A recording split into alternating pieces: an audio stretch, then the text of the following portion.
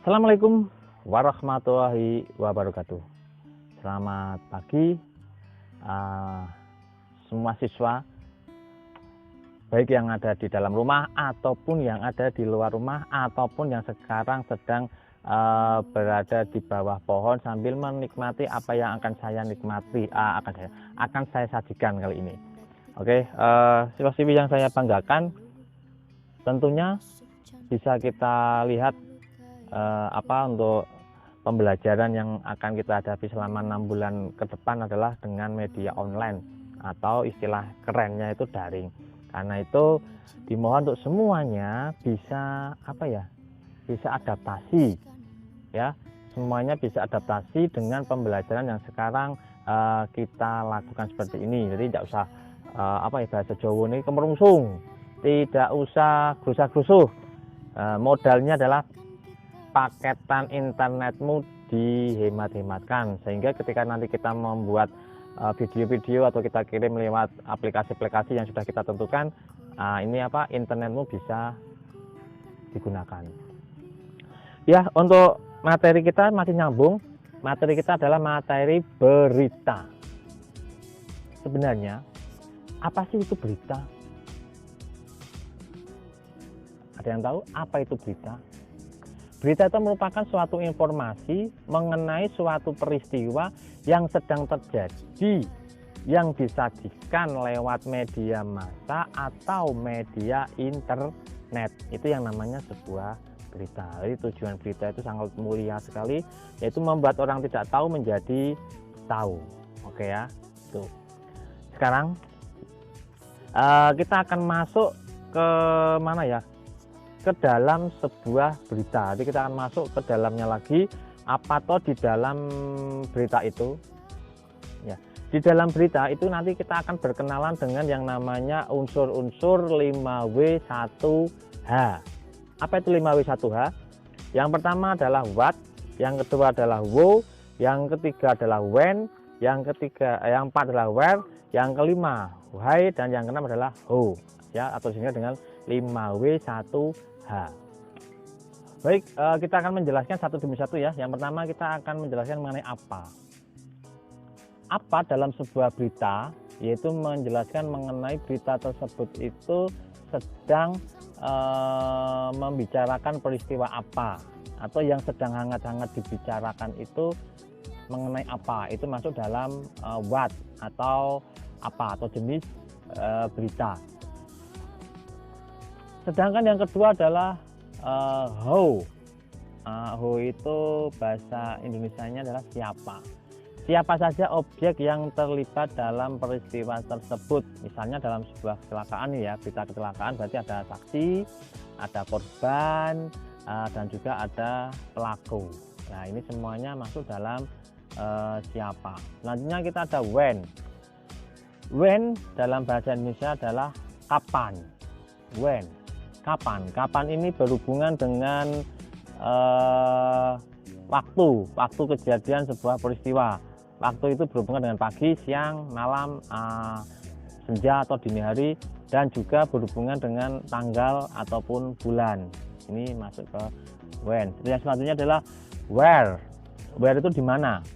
Di mana peristiwa itu terjadi. Jadi peristiwa terjadi itu berhubungan dengan tempat di mana peristiwa kejadian itu berlangsung, gitu ya. Berarti tempat atau lokasi kejadian yang sedang yang ada dalam peristiwa tersebut. Berarti jangan salah ya antara who dan kapan. Dan selanjutnya adalah why. Mengapa? Kalau mengapa ini berhubungan dengan sebab akibat. Contohnya seperti ini. Mengapa terjadi kecelakaan? Jawabnya pasti adalah karena. Nah, berarti ketika ada mengapa itu pasti jawabnya adalah karena. Kenapa terjadi kecelakaan? Karena satu ngantuk, ban pecah, oleng, dan lain sebagainya. Terus selanjutnya adalah unsur selanjutnya adalah how atau bagaimana ya. Untuk how atau bagaimana ini adalah gambaran itu menceritakan sedikit peristiwa dari awal sampai akhir atau kronologisnya. Ini masuk dalam unsur yang terakhir kita, yaitu who atau bagaimana. Ya, oke, semoga Dan setelah ini akan saya tampilkan sebuah berita yang hangat, aktual, dan tajam seperti pisau dapurnya orang tuamu. Gitu ya, siap disimak ya. Sekali lagi, beritanya itu hangat, aktual, dan tajam setajam pisau dapur orang tuamu. Silakan disimak, nanti setelah itu akan ada tugasnya. Oke, ini dia. Baik, kita beralih ke informasi lain. Ini soal hewan. Pemirsa, warga Kecamatan Koto Tagah, Kota Padang digegerkan dengan kemunculan 2 ekor buaya di Sungai Batanghari. Sementara itu, seekor ikan paus dengan berat 45 ton lebih ditemukan terdampar di pesisir pantai Namosan, Kupang, Nusa Tenggara Timur.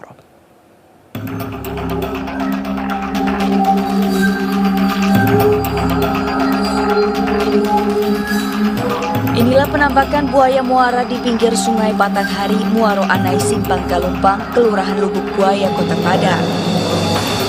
Buaya dengan panjang sekitar 3 meter ini tampak tengah berjemur di bantaran sungai.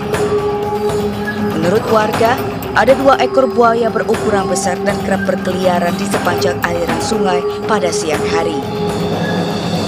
Diduga buaya-buaya ini tergusur dari habitatnya akibat pembangunan jembatan dan pemukiman warga yang berada di sepanjang bantaran sungai. Kemunculan buaya ini tentunya membuat warga yang tinggal di bantaran sungai resah. Apalagi lokasi ini rawan banjir jika musim hujan tiba. Kemungkinan panjangnya ada 3 meter. Kalau melihat bobotnya mungkin sekitar 50 kiloan lebih itu. Kalau diameter lebarnya sekitar 40 meter. Berapa ekor? 40 cm gitu. Berapa ekor, Pak? 2 ekor yang muncul hari itu pada hari Jumat kemarin. Sementara itu di Kupang, Nusa Tenggara Timur, warga dihebohkan dengan pemandangan ikan paus yang terdampar di pesisir pantai Namosain, Kupang. Kejadian langka ini sontak mengundang perhatian warga yang ingin menyaksikan fenomena langka tersebut langsung dari dekat. Efron Suna, salah satu warga, mengaku mendapat informasi ikan paus raksasa terdampar, langsung datang untuk melihat langsung. Dirinya mengaku baru pertama kali melihat bentuk ikan paus ini. Baru pertama kali lihat. Tapi kalau paus yang terdampar mungkin kalau dari informasi dari orang-orang sudah pernah terjadi, tapi itu sudah dari tahun 70-an. Sementara Kepala Seksi BKSDA NTT mengatakan bahwa hewan tersebut merupakan paus jenis biru dengan ukuran kurang lebih 23 meter dan kemungkinan sudah mati karena kondisinya sudah mengembung. Proses evakuasi untuk penguburan ikan paus terus dilakukan hingga malam hari. Untuk evakuasinya kita perlu koordinasi dengan pihak BKKPN karena ini nggak bisa manual ya, butuh alat berat. Kemudian kondisinya juga ini di Pantai Karang, jadi nggak bisa langsung kita kuburkan di sini gitu. Baik, setelah menyaksikan berita yang sudah saya tayangkan tadi, silahkan kamu cari unsur-unsur beritanya. Unsur beritanya 5W1H, kamu tulis di kertas atau buku, lalu dikirim kembali ke Google Class-nya kita. Oke, saya tunggu, semoga sukses selalu.